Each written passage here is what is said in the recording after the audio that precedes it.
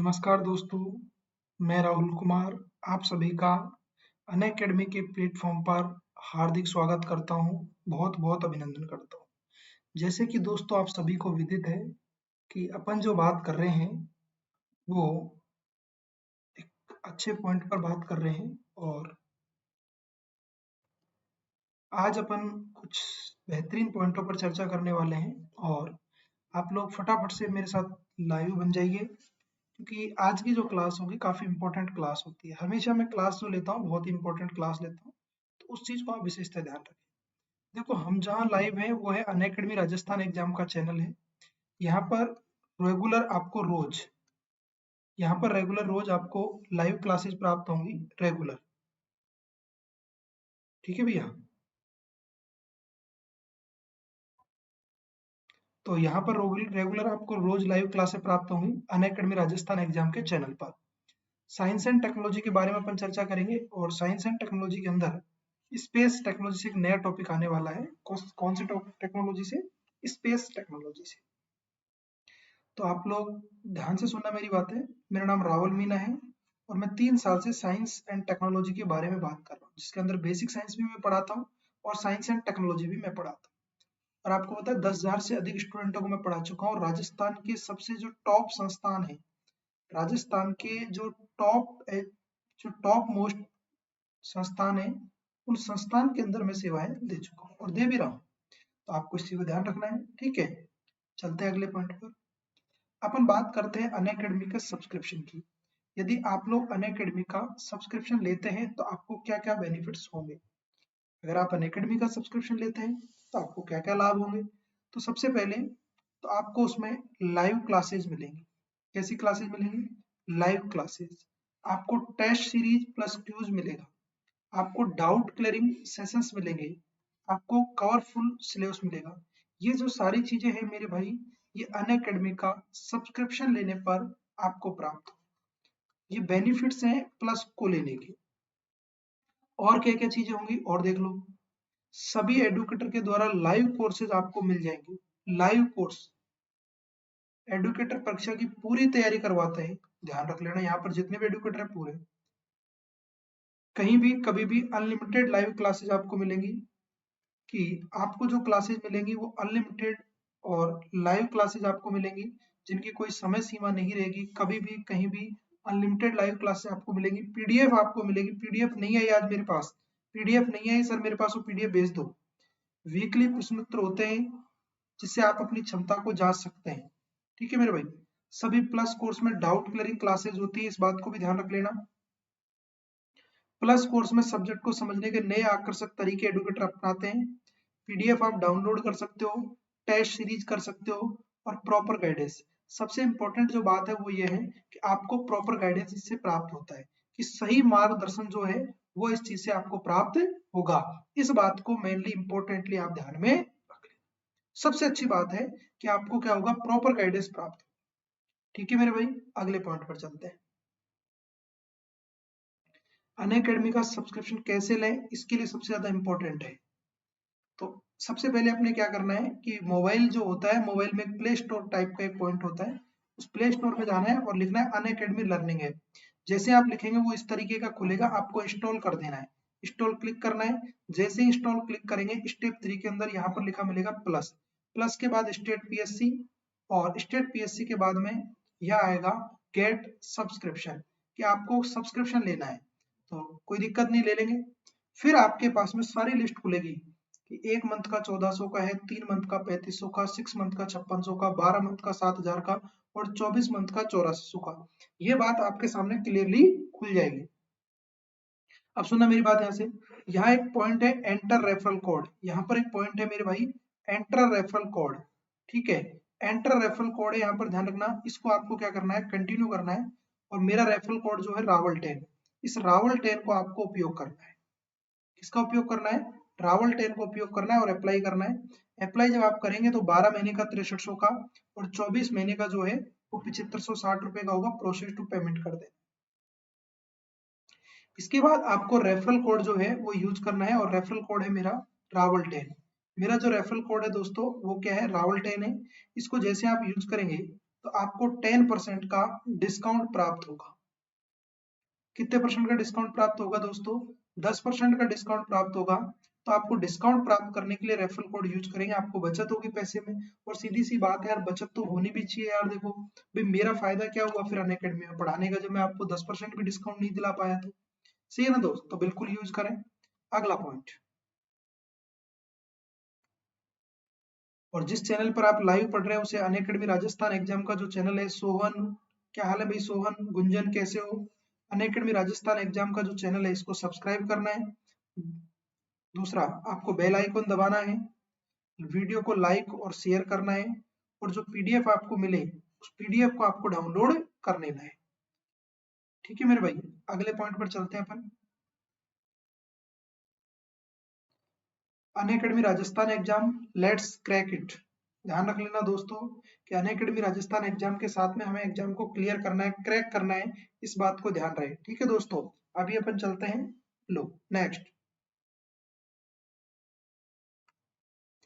आज अपन बात करेंगे अम्ल, क्षार और लवण। अम्ल की एसिड, बेस एंड सॉल्ट, तीन पॉइंटों पर बात करेंगे। अम्ल, क्षार, लवण, ये तीन हमारे लिए बहुत इंपॉर्टेंट है। आज हमारी जो चर्चा है वो है अम्ल, क्षार और लवण पर। किस पर चर्चा है आज दोस्तों हमारी? अम्ल, क्षार और लवण जो पॉइंट है, इन पॉइंटों पर आज हमारी चर्चा है। तो देखिए कि पॉइंट टू पॉइंट बात करेंगे। सबसे पहले पीएच मापक्रम और पीएच का दैनिक जीवन में महत्व। सबसे पहले हम बात करते हैं अम्ल की। अम्ल क्या होते हैं? तो स्वाद में खट्टे होते हैं, ऐसे से बना है और इसका अर्थ होता है खट्टा। अम्ल स्वाद में क्या होते हैं दोस्तों? खट्टे होते हैं। नेक्स्ट, ऐसे पदार्थ जो किसी जलीय विलयन में H प्लस आयन प्रदान करने की क्षमता रखते हैं। ध्यान रख लेना, ऐसे पदार्थ जो वाटर सॉल्यूशन के अंदर H पॉजिटिव आयन जो होते हैं इनको प्रदान करने की क्षमता रखते हैं। आर्य नियम के अनुसार H पॉजिटिव, और नियम जो था इसने कहा था जो H पॉजिटिव का दान करते हैं वो एसिड कहलाते हैं, मतलब अम्ल कहलाते हैं। अगला पॉइंट, ऐसे पदार्थ जो जलीय विलयन में किसी दूसरे पदार्थ को प्रोटॉन प्रदान करने की क्षमता रखते हैं। वही बात है कि जो जलीय विलयन में किसकी प्रदान करने की क्षमता रखते हैं? H पॉजिटिव, मतलब प्रोटॉन, इसको कहते हैं प्रोटॉन। इसको क्या कहते हैं मेरे भाई? प्रोटॉन कहते हैं, इस बात को ध्यान रख लेना। बास्टेट, लोरी, पी प्लस, जिनमें इलेक्ट्रॉन स्वीकारने की क्षमता होती है, लिविस ई। अब ध्यान रखना, जैसे HCl है तो H पॉजिटिव Cl नेगेटिव, तो HNO3 H positive NO3 negative. तो इस तरीके की जो क्रिया होती है वो अम्ल दर्शाते हैं। ठीक है, अगला पॉइंट, इनकी विशेषताएं क्या होती हैं, अम्लों के कुछ स्पेसिफिक क्या होते हैं उनके बारे में चर्चा करते हैं कि अम्लों के अंदर स्पेसिफिक क्या होता है दोस्तों। ठीक है ना? तो ये पॉइंट है, इनको ध्यान रखना है कि अम्लों के अंदर क्या विशेषताएं होती है, क्या अलग से चीजें होती हैं। देखो, अम्ल स्वाद में खट्टे होते हैं, इस बात को ध्यान रखना, बिल्कुल होते हैं। ये नीले लिटमस को लाल कर देते हैं, बिल्कुल साफ कर देते हैं। ये धातुओं से क्रिया करके लवण तथा हाइड्रोजन गैस का क्या करते हैं? उत्सर्जन करते हैं। देख, ये अम्ल स्वाद में खट्टे होते हैं, ये नीले लिटमस को लाल कर देते हैं, ये धातुओं से क्रिया करके लवण तथा हाइड्रोजन गैस का उत्सर्जन करते हैं। जैसे H2SO4 प्लस Zn, तो यहाँ पर क्या बन गया? ZnSO4, तो एक साल्ट बन गया, और हाइड्रोजन गैस क्या हो गई? प्रोड्यूस। आपसे डायरेक्ट भी पूछ सकता है हाइड्रोजन गैस का प्रोड्यूस कौन करते हैं, अम्ल या क्षार? तो आपको पता होना चाहिए कि हाइड्रोजन गैस का जो उत्सर्जन करते हैं वो कौन करते हैं मेरे भाई? अम्ल करते हैं। कौन करते हैं? अम्ल करते हैं। ये क्षारक से क्रिया करते हैं तथा लवण तथा जल बनाते हैं। ये क्षारकों से जब क्रिया करते हैं, अम्ल और क्षार की जब क्रिया होगी, ध्यान रखना, HCl अम्ल है और NOH एक क्षार है, तो यहाँ बनता है H2O, तो यहाँ रिलीज हो जाता है, ये H2O यहाँ रिलीज होता है और यहाँ बनता है NaCl। तो NaCl तो क्या हो गया मेरे भाई? साल्ट हुआ कि नहीं हुआ बताओ? NaCl क्या हो गया मेरे भैया? साल्ट हो गया, H2 यहाँ बन गया। तो आप मुझे बताओ, जब अम्ल और क्षार की जब क्रिया होती है तो एक बात को ध्यान रख लेना, तब क्या बनता है? नमक बनता है, और उस समय जो बाहर निकलता है, ध्यान रखना, उस समय जो बाहर निकलता है वो क्या निकलता है मेरे भाई? जल बाहर निकलता है। ये क्षार से क्रिया करते हैं तो लवण तथा जल बनाते हैं। तो HCl plus NOH, HCl plus NOH जो दोनों होते हैं तो NaCl बनता है प्लस H2O, तो H2O तो बाहर हो जाता है और NaCl क्या होता है मेरे भाई? नमक होता है। अम्ल क्षारकों से क्रिया करने के बाद कम अम्लीय हो जाते हैं। अम्ल क्षारकों से क्रिया करने के बाद कम अम्लीय हो जाता है। जब अम्ल और क्षार की क्रिया होती है तो क्रिया करने के बाद दोस्तों ये कैसे होते हैं, कम अम्लीय होते हैं।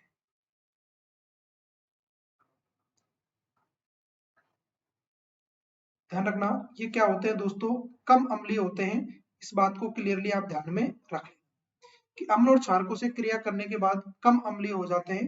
इस बात को आप ध्यान रख लेना। ये क्षारकों से क्रिया करते हैं, लवण तथा जल बनाते हैं, तो HCl प्लस NOH, तो NaCl प्लस H2O बाहर निकलता है। H पॉजिटिव OH नेगेटिव आयनों से क्रिया करके जल बना लेते हैं। बिल्कुल सही बात है, H पॉजिटिव OH नेगेटिव से क्रिया करके क्या बना देते हैं, जल बना देते हैं। अगला पॉइंट, अम्ल को दो भागों में विभाजित कर सकते हैं। अम्ल जो है इसको हम कितने भागों में विभाजित कर सकते हैं, दो। एक होता है प्रबल अम्ल और एक होता है दुर्बल अम्ल। जिनका पीएच मान 1 से 3 होता है वो प्रबल होते हैं, और जिनका 3.1 से 6.9 होता है वो दुर्बल होते हैं। ठीक है, तो प्रबल और दुर्बल में बहुत अंतर होता है।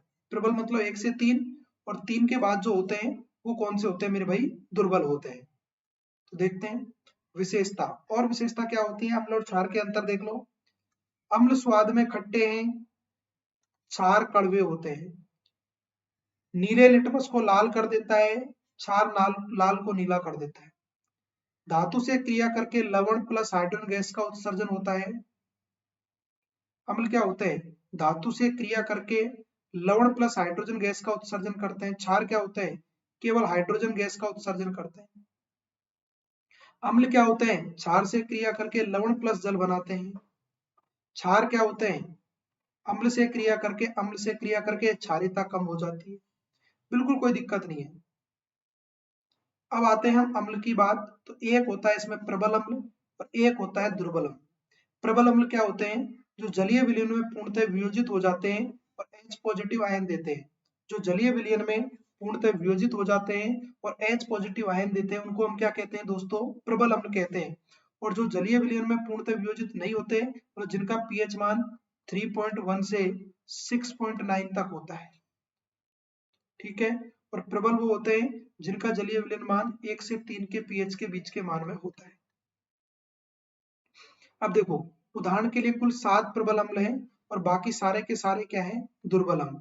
तो प्रबल की हम बात करते हैं हाइड्रोक्लोरिक अम्ल, हाइड्रोब्रोमिक अम्ल, हाइड्रोआयोडिक अम्ल, परक्लोरिक अम्ल, क्लोरिक अम्ल, सल्फ्यूरिक अम्ल और HNO3 नाइट्रिक अम्ल। HCl, HBr, HI, HClO4, HClO3, H2SO4, HNO3, ये जो सारे के सारे हैं दोस्तों, ये साथ के साथ कुल कैसे अम्ल हैं, प्रबल अम्ल हैं। ये सारे के सारे क्या हैं दोस्तों, प्रबल अम्ल हैं। बाकी जो है वो दुर्बल अम्ल होते हैं। बाकी सब क्या है दोस्तों, दुर्बल अम्ल है। हाइड्रोफ्लोरिक अम्ल, हाइड्रोसाइनिक अम्ल, CH3COO एसिटिक अम्ल और HCOOH फॉर्मिक अम्ल। बात क्लियर होगी कि बाकी जो है सारे के द्वारा दुर्बल है। हाइड्रोफ्लोरिक, हाइड्रोसाइनिक, CH3COOH एसिटिक अम्ल और HCOOH फॉर्मिक एसिड। आपको पता है फॉर्मिक एसिड कहाँ पाया जाता है, चींटियां जो होती है, चींटियों के डंक में, चींटियां जो होती है इनमें मधुमक्खी के डंक में फॉर्मिक एसिड होता है, जिसके कारण फफोले पड़ जाते हैं बॉडी पे। ठीक है ना। अगला पॉइंट, दैनिक जीवन में अम्ल। अब आपको यहाँ ध्यान रखना, ये चीजें पूछी भी जाती है काफी बार। देखो, चाय व कॉफी में टेनिक अम्ल होता है। चाय और कॉफी जो होती है ना, इसमें कौन सा, टेनिक। दूध में कौन सा होता है, लैक्टिक। टमाटर में कौन सा होता है, ऑक्जेलिक अम्ल। और एक और होता है सिट्रिक अम्ल। चींटी के डंक में फॉर्मिक अम्ल या मेथोनिक अम्ल। आप ध्यान रख लेना, इससे क्या होता है, बॉडी पे फफोले होते हैं। बॉडी पे क्या पड़ जाते हैं, फफोले। इनको बोला जाता है ब्लिस्टर। इनको क्या बोलते हैं मेरे भाई, ब्लिस्टर बोलते हैं, फफोले बोलते हैं। इस बात को ध्यान रख लेना। नींबू संतरा का रस, तो नींबू संतरा में सिट्रिक और एस्कॉर्बिक अम्ल होता है। जैसे आपने एक नाम सुना होगा, टारटरिक, टारटरिक अम्ल। और जैसे हम टारटरिक की बात करते हैं तो टारटरिक अम्ल किसमें होता है, इमली में होता है। टारटरिक अम्ल किसमें होता है दोस्तों, इमली में होता है। इस बात को ध्यान रख लेना कि जो टारटरिक अम्ल है वो इमली में पाया जाता है। टार यानी होती है लार, जैसे इमली देखते लार आ जाती है, वो वाली कंसेप्ट है। ठीक है, बात क्लियर हो गई। ठीक है, और देखो इमली में टारटरिक, सिरका में एसिटोइक अम्ल या एथिनोइक अम्ल, आमाशय रस या पेट का अम्ल कौन सा होता है? HCl। शीतल पेय पदार्थों में कौन सा होता है? कार्बोनिक अम्ल। एक चीज और बता दूं, कोल्ड ड्रिंक में कौन सी गैस होती है? ये पूछा जाता है, कार्बन डाइऑक्साइड। और वो जो होते हैं ना, क्या चिप्स वगैरह की जो थैलियां होती है, चिप्स वगैरह जिसमें आती है, उसमें कौन सी गैस होती है? उसमें नाइट्रोजन गैस होती है। इस बात को ध्यान रख लेना। तो ये सारी चीजें आपको ध्यान रखनी है कि इमली में टार्टरिक, सिरका क्या है, आमाशय रस क्या है। अब आपको पता है, देखो एक बात बताओ सर, जब HCl हमारी स्टोमच में है, एक बात बताओ, स्टोमच में है, आमाशय रस कहाँ है? स्टोमच में है, आमाशय में है, तो क्या दिक्कत है? अब दिक्कत यह है मेरे भाई, आप मेरी बात को सुनना, समस्या क्या है हमारे साथ में उसको सुने। समस्या स्टोमच में ये होगी कि देखो HCl है, फिर भी आमाशय नहीं जल रहा, नहीं जल रहा ना HCl। वो नहीं जलने का कारण क्या है कि आमाशय क्यों नहीं जल रहा है? आमाशय क्यों नहीं जल रहा? सबसे बड़ी बात, मेरी बात को यहाँ ध्यान से सुनना। HCl आमाशय जो है, इस बात को यहाँ सुनने की कोशिश करना। HCl एक प्रबल अम्ल होता है और हमारी झिल्ली के अंदर, हमारी परत के अंदर क्या होता है? म्यूसिन, म्यूसिन चिपकी रहती है और म्यूसिन के कारण हमारी जो आंत है उसमें छिद्र नहीं होता। इस बात को क्लियरली आप ध्यान में रख लेना कि म्यूसिन के कारण हमारी आंत में क्या नहीं होता दोस्तों? छिद्र नहीं होता है। ठीक है, चलो अगले पॉइंट पर बात करते हैं। इंडिकेटर या संकेतक या सूचक क्या होते हैं? ऐसे पदार्थ जो अम्लीय तथा क्षारीय माध्यम में अलग अलग रंग दिखाते हैं, उन्हें अम्ल क्षारक संकेतक कहा जाता है। कि ऐसे पदार्थ जो अम्लीय तथा क्षारीय माध्यम में अम्ल क्षार के अलग अलग संकेत दिखाते हैं, उन्हें संकेतक कहा जाता है या इंडिकेटर कहा जाता है। उदाहरण पे देखिए, लिटमस पत्र, यह थैलोपाइटा समूह के लाइकेन मतलब कवक और शैवाल पौधे से प्राप्त होने वाला बैंगनी रंग का रंजक होता है। जो थैलाफाइटा समूह है के लाइकेन मतलब कवक और शैवाल के पौधे से प्राप्त होने वाला बैंगनी रंग का रंजक होता है। और लाल पत्ता गोभी 2, हल्दी 3, हाइड्रोजिया 4 और बेटुनिया आदि से भी रंजक प्राप्त किया जाता है। मॉडरेट, एक होता है क्षारक एल्कलाइन, तो अम्ल में positive proton, positive electron negative. क्षारक में क्या होता है? OH negative, proton negative, electron की बात होती है। ऐसे पदार्थ जो जलीय विलयन में OH नेगेटिव आयन देते हैं, अर्थात इलेक्ट्रॉन प्रदान करने की क्षमता रखते हैं तथा प्रोटॉन स्वीकार करने की क्षमता रखते हैं, उन्हें हम क्या कहा जाता है? क्षारक कहा जाता है। ये जो सारी चीजें हैं, ये किसके अंदर समाहित है दोस्तों? क्षारक के अंदर समाहित है। आप लोगों को इसी तरीके से चीजें याद रखनी है। आप लोग बिल्कुल भी ऐसे ना करें कि आप 1% भी गलती करें, ऐसा बिल्कुल नहीं करें मेरे भाइयों, क्योंकि गलती की कोई गुंजाइश नहीं होनी चाहिए आपके जीवन में। नेक्स्ट नेक्स्ट अपन बात करते हैं अगले पॉइंट पे कि सभी क्षारक जल में घुलनशील नहीं होते तथा क्षारकों को जल में घुलनशील होते उन्हें क्षार कहा जाता है। सभी क्षारक जल में घुलनशील नहीं होते, जो क्षारक जल में घुलनशील होते हैं उन्हें क्षार कहा जाता है। भाई क्षार और क्षारक में डिफरेंट है। क्षार और जो क्षार और क्षारक जो है उसमें डिफरेंट है, इस बात को ध्यान रख लेना। सभी क्षारक जल में घुलनशील नहीं होते, जितने भी जो क्षारक हैं वो जल में घुलनशील होते ही नहीं है। और जो क्षारक जल में घुलनशील होते हैं उन्हें हम क्या कहते हैं? क्षार। तो क्षार और क्षारक में अंतर तो हुआ ना भाई। क्षारक क्या हुए? जो जल में घुलनशील नहीं होते, वो तो क्या है? क्षारक। जो जल में घुलनशील नहीं होते वो तो क्या है? क्षारक। और जो जल में घुलनशील होते हैं उनको क्या कहते हैं? क्षार।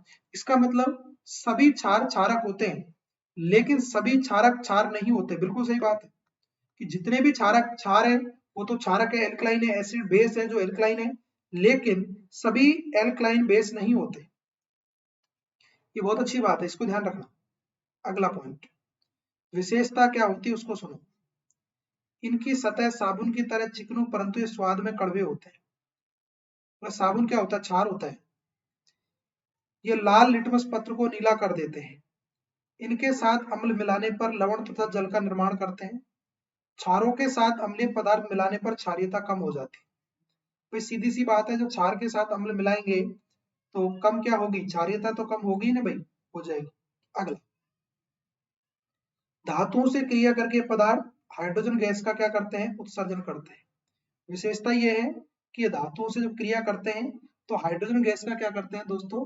उत्सर्जन करते हैं। इस बात को आप ध्यान में रख लेना कि धातुओं से क्रिया करके ये पदार्थ हाइड्रोजन गैस का उत्सर्जन करते हैं।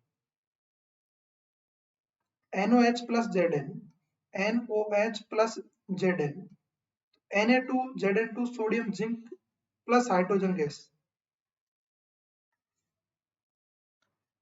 NOH plus Zn, इस बात को ध्यान रखना, क्षार प्लस धातु, Na2 Zn2 plus H2, इस बात को क्लियरली ध्यान रखें।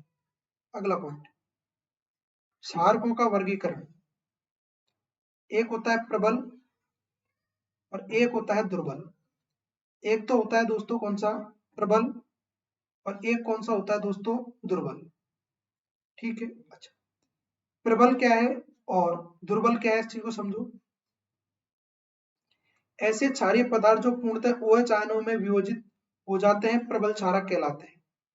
ऐसे क्षारीय पदार्थ जो पूर्णतः OH नेगेटिव आयनों में वियोजित हो जाते हैं प्रबल क्षारक कहलाते हैं।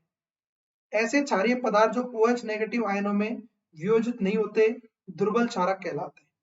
बात क्लियर होगी कि ऐसे क्षारीय पदार्थ जो OH नेगेटिव आयनों में वियोजित होते हैं प्रबल होते हैं, जो नहीं होते उन्हें दुर्बल कहते हैं। प्रबल कितने होते हैं, टोटल 8। अम्ल कितने होते हैं, 7। Lithium hydroxide, sodium hydroxide, potassium hydroxide, ध्यान रख लेना, सोडियम और पोटेशियम का प्रयोग साबुन के निर्माण में भी किया जाता है। अगर हमने पोटेशियम मतलब नहाने का साबुन है और सोडियम वाला है मतलब कपड़े धोने का है। Rubidium hydroxide, caesium hydroxide, barium hydroxide, calcium hydroxide या स्ट्रोंशियम हाइड्रोक्साइड, ये जो सारे के सारे हैं मेरे भाई, इनके बारे में अपन चर्चा कर रहे हैं। तो ये क्या होते हैं, प्रबल होते हैं। अब हम बात करें दुर्बल की, उदाहरण NH4OH ammonium hydroxide, copper hydroxide, zinc hydroxide या क्रोमियम हाइड्रोक्साइड, ये जो होते हैं ये दुर्बल होते हैं। बात क्लियर होगी, अगले पॉइंट पर चलते हैं। नोट, आपने नाम सुना होगा, एक नाम होता है मैग्नीशियम हाइड्रोक्साइड। इसमें क्या हो, इसमें नहीं है, ध्यान सुनना। मैग्नीशियम हाइड्रोक्साइड एक होता है जब हमारे शरीर में अम्लीयता बढ़ जाती है, ध्यान से सुनना। अम्लीयता जब ज्यादा हो जाती है ना, तब इसको लिया जाता है, इसे बोलते हैं मिल्क ऑफ मैग्नीशियम।